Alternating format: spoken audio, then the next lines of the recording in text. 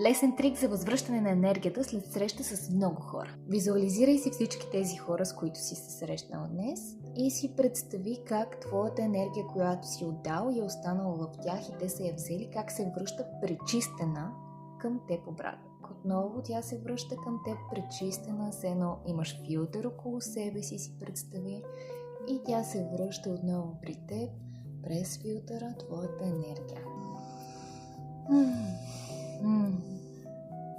Това винаги ме кара да светвам. Очите ми виждат по по-различен начин, се едно си възвръщам цвета, възвръщат се контрастите, след като правят тази кратка визуализация. Веднага има ефект за мен. Пробвай и ти, надявам се да ти помогне и се надявам се, че ще по-добре и да ти се връща енергията. И го правиш всеки път. И можеш да го правиш и с пространство.